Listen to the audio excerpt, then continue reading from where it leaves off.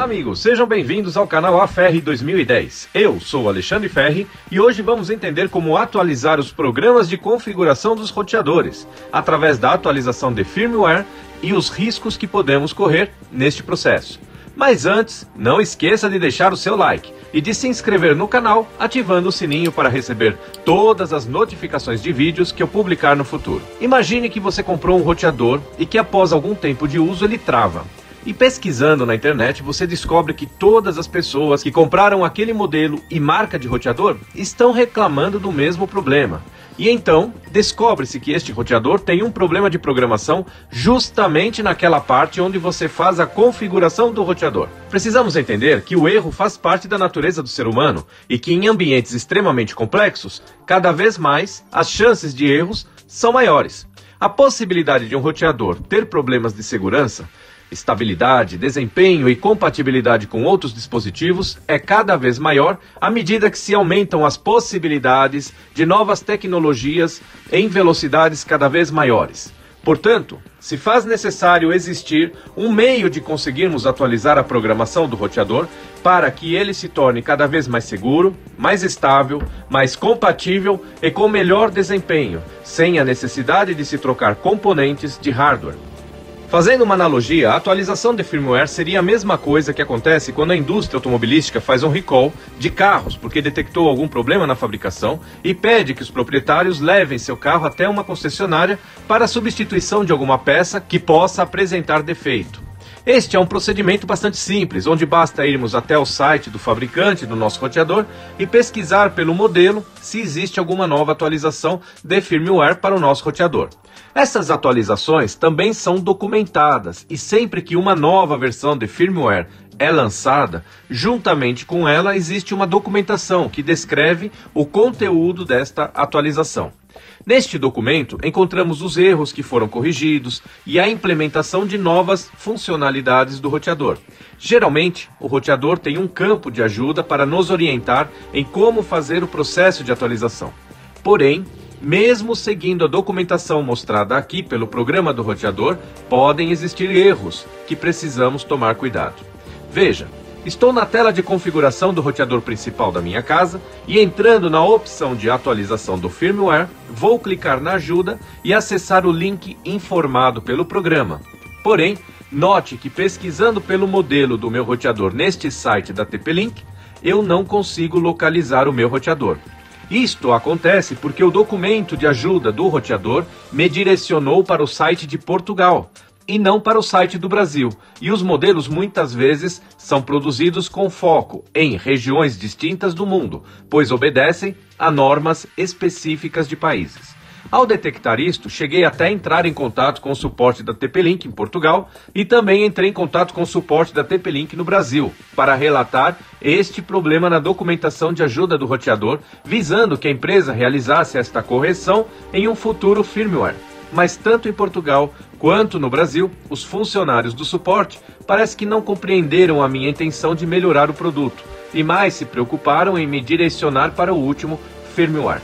Paciência! Pelo menos tentei fazer a minha parte e deixo aqui neste vídeo registrado o alerta que temos que procurar estas atualizações nos locais de origem onde compramos o aparelho, que no meu caso é o Brasil, e portanto o direcionamento para o site do fabricante no Brasil.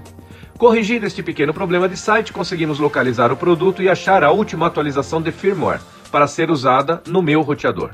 Devemos tomar muito cuidado, pois além das informações de fabricante e modelo do roteador, existe uma informação muito importante, que é a versão de hardware. E se aplicarmos um firmware diferente da versão de hardware do nosso equipamento, podemos até danificar o roteador, de modo que ele não inicializará mais e, portanto, não conseguiremos mais acessar este roteador, podendo até perdermos o equipamento ou tendo que levar ele para assistência técnica para conserto.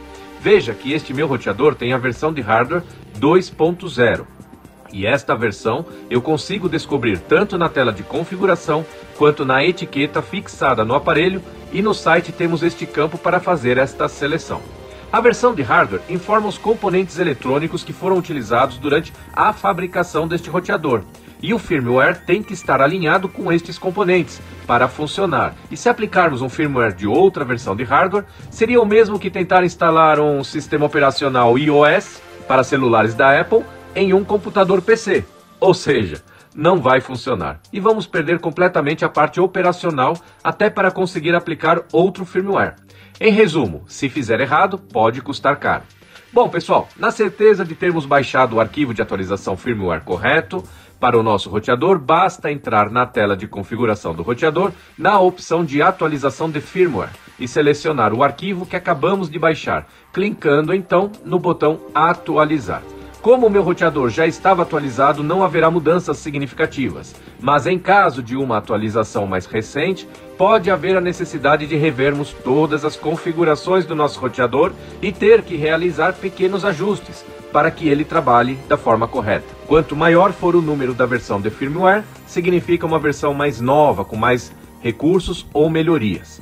Bom, pessoal, isto deveria funcionar assim, mas às vezes uma nova atualização de firmware pode trazer algum novo problema que antes não tínhamos, e isto provavelmente será corrigido em uma nova versão. Até lá, se este problema for algo grave, podemos tentar voltar para a versão anterior, baixando o firmware da versão anterior e executando o mesmo processo de atualização. Isto é o que chamamos de downgrade. Durante o processo de atualização, devemos também rezar para que a luz não acabe no meio deste processo, pois isto pode também danificar o equipamento por não ter finalizado o processo de gravação. Veja que acabei correndo até um certo risco de ter algum problema com o meu equipamento quando estava realizando a atualização de firmware desnecessariamente para poder gravar esta aula. Já que estamos falando de problemas, não poderia deixar de falar sobre a possibilidade de você substituir a programação do seu roteador por um programa desenvolvido por comunidades na internet. Existem diversos sites onde você pode baixar atualizações de firmware desenvolvidas por terceiros, e isto pode comprometer a garantia do seu aparelho, caso esta atualização venha trazer algum problema para o seu equipamento. Alguns anos atrás, eu utilizei uma destas atualizações de firmware neste roteador da marca TP-Link 1043ND. E o maior ganho que tive foi uma maior compatibilidade com um repetidor de sinal de outra marca que estava travando. E consegui, através deste programa, também a regulagem da intensidade do sinal Wi-Fi, que a versão original não permitia alterar. E com isso consegui fazer este roteador trabalhar com uma intensidade até um pouco mais elevada. Porém, quando fui tentar atualizar a versão de firmware para a última disponibilizada neste site, embora tenha pesquisado o modelo e a versão de hardware correto, após realizar esta atualização, o roteador não inicializava mais, entrando num processo de reinicialização constante. Pessoal, para poder corrigir este problema, eu tive que abrir o roteador, soldar um soquete para conectar os fios de comunicação serial da placa principal do roteador e utilizar um dispositivo de comunicação serial pela porta USB, além de ter que usar alguns programas para poder realizar manualmente a gravação na memória interna do roteador e assim conseguir restaurar ele para o software original de fábrica. Este processo já envolve um conhecimento bem mais técnico e específico e com diferenças nos comandos de programação, onde você tem que limpar um bloco de memória específico para cada tipo de equipamento, para somente depois você conseguir gravar, e neste processo você pode acabar apagando um espaço maior de memória e com isso perder parte da programação contida no roteador, que não é gravada no processo de atualização de firmware. Como eu tinha um segundo roteador com a mesma versão, marca e modelo, eu consegui copiar os blocos de memória de um roteador para o outro, e assim recuperar o roteador, mas foi uma experiência que me consumiu muito tempo e estudo. Portanto, eu não aconselho que se utilizem estes softwares alternativos, pois o desenvolvimento gerado por terceiros não assumirá nenhum compromisso de responsabilidade, uma vez que este processo será por sua conta e risco, e esteja ciente de que instalando um firmware desenvolvido por terceiros perderá a garantia do seu produto. Na época, ter atualizado este roteador com software desenvolvido por terceiros foi um bom aprendizado, mas hoje eu não faria isso novamente, pois é um risco que não compensa. E também, quando aumentamos a intensidade do sinal Wi-Fi para um patamar maior, estamos forçando os componentes eletrônicos e isso acaba diminuindo o tempo de vida do equipamento. Bom, pessoal, era isso que eu queria compartilhar com vocês, trazendo minha experiência e alertando vocês sobre os riscos de atualização do firmware.